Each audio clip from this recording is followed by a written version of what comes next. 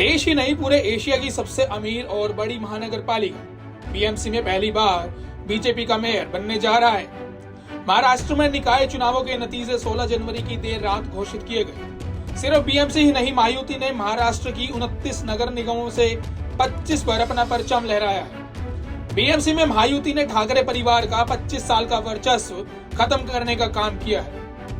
BMC में जहां BJP ने परचम लहराया, वहीं उद्धव ठाकरे व राज ठाकरे को करारी शिकस्त का सामना करना पड़ा। महायुति में बीजेपी और शिवसेना शिंदे गुट ने एक साथ चुनाव लड़ा। वहीं महाविकास आघाड़ी को छोड़कर उद्धव ने अपने भाई राज ठाकरे के साथ चुनाव लड़ने का मन बनाया। अकेले बीएमसी में 227 सीटों पर चुनाव लड़ा गया था, जिसमें बीजेपी ने बाजी मारी, जिसमें पहली बार बीजेपी के मेयर बनने का रास्ता साफ हो गया है। बीएमसी में किस पार्टी के खाते में कितनी सीटें आई, आइए डालते एक नजर।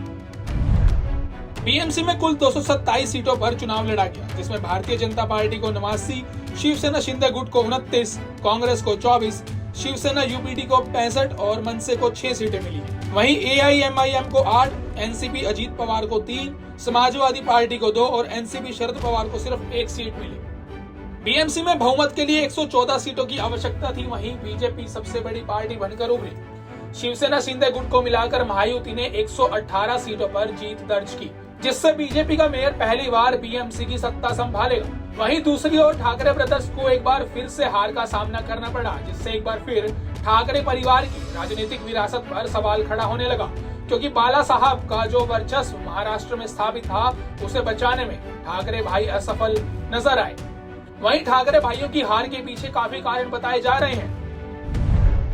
बीएमसी में ठाकरे बंधुओं की हार के पीछे का कारण है कि उद्धव ठाकरे ने महाविकास आघाड़ी से अलग रहकर चुनाव लड़ने का फैसला किया। उद्धव ठाकरे का राज ठाकरे के साथ चुनाव लड़ने के ऐलान के बाद लोग काफी असमंजस में आ गए थे। वहीं हार का दूसरा मुख्य कारण है कि ठाकरे बंधुओं ने मराठी मानुष और मुंबई को तोड़ने जैसे पुराने मुद्दों को उठाया। विकास का मुद्दा न उठाना के पीछे लोगों को ऐसा लगा कि सिर्फ यह पार्टी इन मुद्दों को उठाकर सिर्फ राजनीतिक फायदा लेना चाहती है। इस पार्टी का विकास से कोई लेना देना नहीं है। वहीं ठाकरे भाइयों को अक्सर उत्तर भारतीयों व हिंदी भाषियों के खिलाफ बयानबाजी करते देखा गया, जिसके कारण वोट बैंक उनके हाथों से खिसक गई।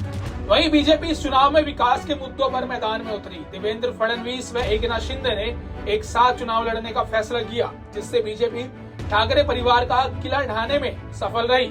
बीजेपी ने ठाकरे बंधुओं की तरह इमोशनल अपील की जगह booth level planning, data based campaign और लोकल मुद्दों पर फोकस किया। इन सभी ने महायुति को ठाकरे बंधुओं के गठबंधन पर बढ़त दिलाई। इस चुनाव में बीजेपी के नेतृत्व वाले गठबंधन महायुति के लिए उनकी पार्टियों की संगठनात्मक ताकत भी बहुत काम आई। वहीं महायुति की इस जीत के बाद पीएम मोदी ने एक्स पर पोस्ट किया।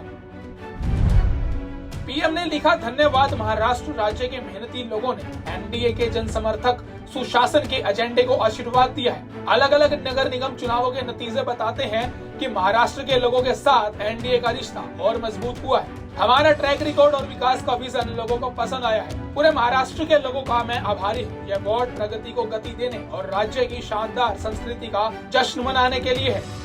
बहरहाल बीजेपी ने एक बार फिर पूरे विपक्ष को मात दी है। जहाँ एक तरफ ठाकरे भाइयों के एक साथ आने के एक्सपेरिमेंट को बीजेपी ने फेल कर दिया है, वहीं अजीत पवार व शरद पवार की चाचा भतीजे की जोड़ी के फॉर्मूले को भी बीजेपी ने विफल कर दिया है। फिलहाल के लिए इस खबर में इतना ही। देश और दुनिया की तमाम बड़ी खबरों के लिए देखते रहिए पंजाब केसरी टीवी।